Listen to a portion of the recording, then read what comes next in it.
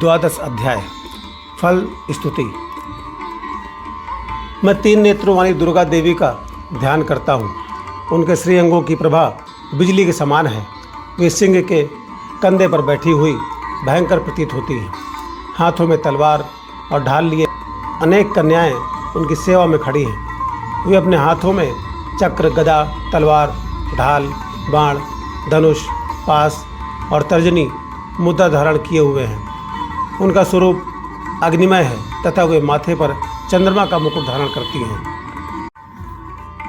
देवी बोली, देवताओं, जो एकाग्रचित होकर प्रतिदिन इन स्तुतियों से मेरा स्तवन करेगा, उनकी सारी बाधा मैं निश्चय ही दूर कर दूंगी। जो मधुकैटभ का नाश, महिषासुर का वध तथा शुंभ निशुंभ के संहार के प्रसंग का पाठ करेंगे तथा अष्टमी, चतुर्दशी और नवमी को भी जो एकाग्रचित हो भक्तिपूर्वक मेरे उत्तम महात्म्य का श्रवण करेंगे, उन्हें कोई पाप नहीं छू सकेगा। उन पर पाप जनित आपत्तियां भी नहीं आएंगी। उनके घर में कभी दरिद्रता नहीं होगी तथा उनको कभी प्रेमी जनों के विछोह का कष्ट भी नहीं भोगना पड़ेगा। इतना ही नहीं, उन्हें शत्रु से, लुटेरों से, राजा से, शस्त्र से, अग्नि से तथा जल की राशि से भी कभी भय नहीं होगा।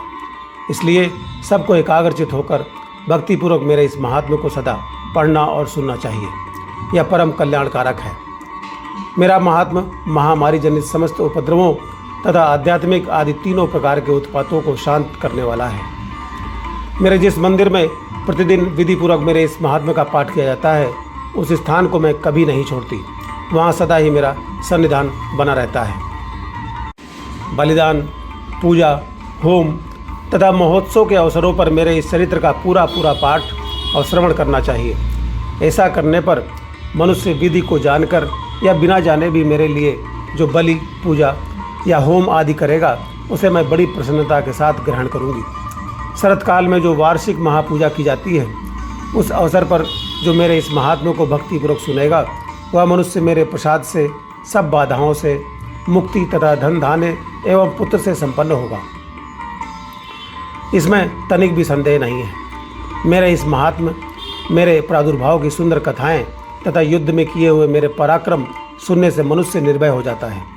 मेरे महात्म्य का श्रवण करने वाले पुरुषों के शत्रु नष्ट हो जाते हैं। उन्हें कल्याण की प्राप्ति होती है तथा उनका कुल आनंदित रहता है। सर्वत्र शांति, कर्म में बुरे स्वप्न दिखाई देने पर तथा ग्रह जनित भयंकर पीड़ा उपस्थित होने पर मेरा महात्म्य शांतिदायक होता है। यह उपद्रवों को शांत करने वाला है। यह संग्रामों को शांत करता है। जो बालक ग्रहों से पीड़ित है, उनके लिए यह परम कल्याणकारी है। मेरे महात्म्य का संगठन पूर्वक पाठ या श्रवण करने से मनुष्यों में बड़ा प्रेम होता है। यह अग्नि, चोर और शत्रुओं से उत्पन्न समस्त आपत्तियों को शांत कर देता है। सिंह आदि हिंसक जंतुओं से, विषों से तथा शास्त्रों से उत्पन्न उपद्रवों को भी शांत कर देता है। यह मेरे द्वारा कहा गया देवी महात्म्य सब पापों को नष्ट कर देता है। इति द्वादशोध्याय समाप्त। जय माता दी।